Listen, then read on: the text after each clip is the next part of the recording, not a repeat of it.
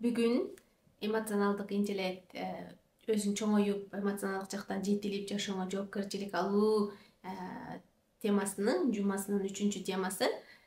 Ар бир аракетим үчүн, кыял максаттарыма жетүү үчүн өзүм гана жоопкерчиликтүүмүн. Бул мага гана керек деген нерсени түшүнүүм.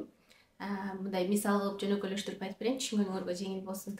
Мисалы, мен аудит фирмасында иштеп жүргөндө Instagram баракчамды карап көрүп турган болушуңар керек. Мен окуу жайды бүткөн, университетти бүткөндөн кийин аудитор болуп 7 жылга чакын эмгектендим.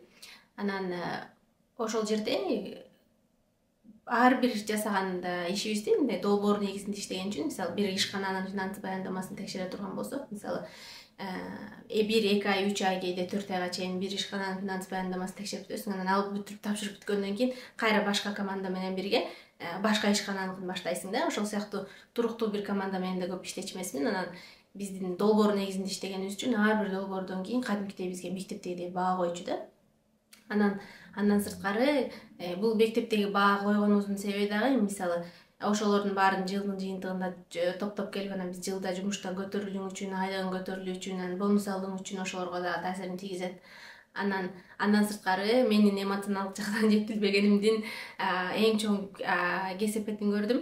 Ар бир жумушумду жасагандан кийин бирөө мени мактап койсо, ушуга рахмат айтып койсо, ар бир жасап аткан ишимди мындай көрсөткүм келип, далилдегим келип, анан менден талап кылына турган, мисалы, А жумушун бүтүр деген болсо, мисалы, А жумушун бүтүрүп, кошумча Б жумушун бүтүрүп алып барып, ушул Айсулуу ушуну дагы бир жумушту кошумча жасап бериптир десинчи, карачы кыйын экен десинчи деген сыяктуу баягы эле кенедейинде биздин мектептерде өзгөчө жана белгилүү бир мектеп окуучуларын дайыма мактап, анан ошолорду мындай рол модел деп коет го, мындай мисал ала турчу киши катары көргөзгөн үчүн ошолорго жеткенге аракет кылып, мен да ошондоймун деген сыяктуу туура эмес, өзүбүздүн табигатыбызды сүйгөндү үйрөнбөй калганыбыздын, тарбиябыздын кесепети. Анан ошол нерсе жумушта да мени кубалап келди да. Мектептеги абалым кандай болсо, кандай жакшы окуган кыздарга, өзүм деле жакшы эле окуучумун, бирок ошентсе деле кээ бир мындай дайыма макталып турган кыз эмес болчумун да. Алынып, бул сөз ушуну туураш керек дегендей мындай мени мисал кыла турган кыздар эмес болчумун. Бир канча кыздар бар болчу. Анан өзгөчө активист кыздар дагы жанагы мектептин иштерине кирип иштешип, анан дайыма баары ошолорду макташып, анан эмнегедир ичимде бир мындай бир жарышуу бар болчу да. Ким менен жарышып атканым деле белгисиз. Анан бирок мени дагы ошентип мактаса, мен дагы ошондой болуп, мындай борбордо болсом деген сыяктуу сезимдерим бар болуп, анан өзүмдүн ичимен ушунчалык жеп, бул нерсе башкаларга зыян келтирчү эмес, бул өзүмө гана зыян келтирчү да. Мисалы, менден талап кылынган жумуштан дагы көп нерсени иштөө, көп нерсени жасоо, кереги жок нерсеге аракет кылуу, далилдегенге аракет кылуу, ушул нерселердин кесепетин ушунчалык көп тарттым аудит фирмасында иштеп жүргөндө. Анын үстүнө мен Стамбулдагы, Канаданын Монреаль шаарындагы, Торонто шаарындагы, бул дүйнөдөгү эң чоң мен иштеген PwC аудит фирмасынын эң чоң кеңселеринен да миңдеген адамдар иштейт. Мисалы, Торонтодогу кеңсебизде эле 5000 адам иштечү да. Анан ошол жерде кадимкидей мен өзүмдү мындай чаңдай сезип, кенедей эле бирөө турбаймынбы мен деген сыяктуу, мен буларга кантип жетем, дагы мындай долбоорлордо иштесем деп ушундай жанымды сабап жүрүп, анан бул көрсө, мен өзүмдү тааныбагандыгым, андан сырткары эмоционалдык жактан жетилбегенимдин абдан чоң белгиси экенин түшүндүм. Ишенесиңерби? Ар бир жасаган жумушум үчүн бирөө мага рахмат айтыш керек деген сыяктуу түшүнүгүм бар болчу да. Анан бул Канадага келгенден кийин мен тегерегимде адамдардын, мен кыргыздар менен кыргыз досторум жок, тилекке каршы бир эле бишкектик уйгур досум бар. Андан башка мындай тааныш кыргыздар бар, бирок күндө чай ичип достоошкон досторум жок. Менин досторумдун баардыгы жергиликтүү калк. Анан алардын жашоосун көрүп, анан алардын жумушка болгон мамилесин көрүп, жумушу кантип жеке жашоосунан ажырата алганын, эмоцияларын жумушка чагылдырбаганын көрүп, анан ушунчалык чоң, кадимкидей чоң кызматкер адамдарды көрүп, анан мен да ошондой болгум келип, мен ошолордой эле долбоорлор жасап атам, ошолордой эле жумуш жасап атам, бирок алар эмнеге рахат алып атат дагы мен рахат албай элемин деген сыяктуу суроолор мени жеп салчу да кадимкидей. Анан алар менен кайра сүйлөшүп отуруп, эмнеге сен кантип ушул кырдаалда кандай жыйынтык чыгардың, эмне үчүн ушундай жасадың деген сыяктуу нерселер сурап, анан көзөмөлдөп отуруп, мына 5 жыл иштедим. Канадада көчүп келгенибизге да 5 жыл болду.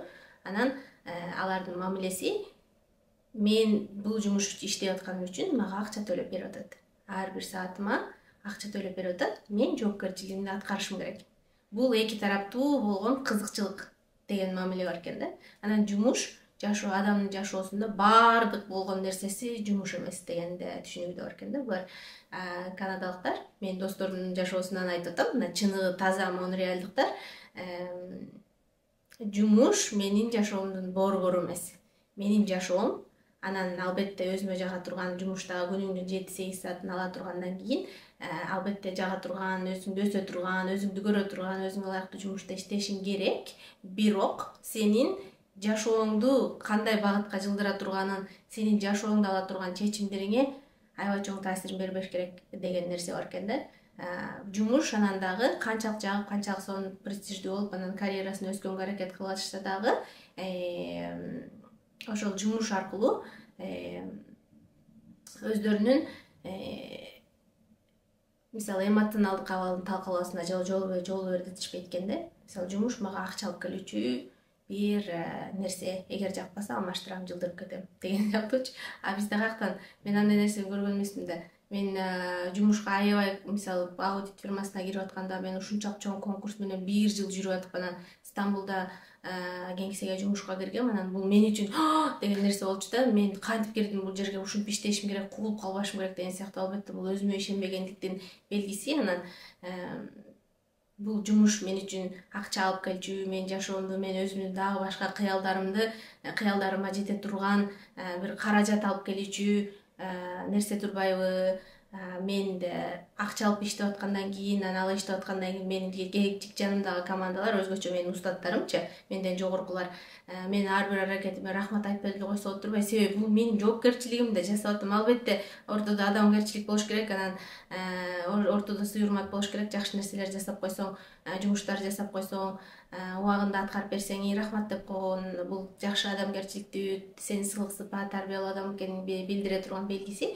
Бирок рахмат айтуусун күтпөй, жана өзүмө тиешелүү жумуштардын баардыгын так аткарып берип коеюн, андан ашыгын жасайм деп жанымды сабабай эле коеюн деген нерсени түшүнгөндөн кийин жумушка болгон мамилем ушунчалык өзгөрдү. Жасап аткан жумушумдун сапаты өзгөрдү эң биринчиден. Себеби мен баягы стресс жок. Азыр бул жумушум, бул жасаган нерсем тиге жакпай калса эмне болот деген коркуу сезим жоголду. Себеби кайра эле эл эмне дейт, менин устатым бул жумушумдун кайра баа кое турган болсо, мисалы жакшы жасаптырсың же жаман жасаптырсың деп айта турган болсо, окуй жаман жасап салыптырсың десе эмне болот? Мен эгомду талкалап өлтүрөт да, жок, себеби мен идеалдуу жасайм баардык нерсени деген нерсеге да ишенип алгам да. Анан ошол нерселердин баардыгын түшүнгөндөн кийин жашоом кадимкидей жеңилдеп калды. Жумуш менин жашоомдун борбору болбой калды. Мисалы блогумду өнүктүрүп, жазуучулугума да көңүл буруп атканымдын дагы себеби да ушул нерседе. Себеби жумуш макул мага деген каражат алып келип атат. Сонун күндө жаңы адамдар менен таанышууга, жаңы билимдерди үйрөнүүгө сонун көмөкчү болуп атат. Бирок менин мага руханий байлык бере турган башка нерселерди да кылышым керек. Менин руханий абалым абдан маанилүү, менин ден соолугум абдан маанилүү.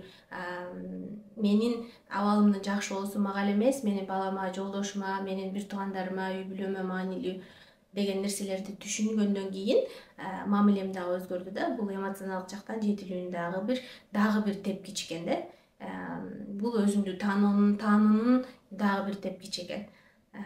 Ушул нерсени эгерде бизге мисалы кенедеги кезибизде түшүндүрүп койгон болгонунда, сен баардык нерсени идеалдуу жасабай деле койсоң болот. Сен өзүңө тиешелүү жоопкерчиликтерди так аткарганыңды билип турсаң, андан чоң драма жасап, өзүңдү эзип, жаныңдагыларды эзип, өзүңө дагы, командаңа дагы жаман маанай тартуулоонун эч кандай кереги жок.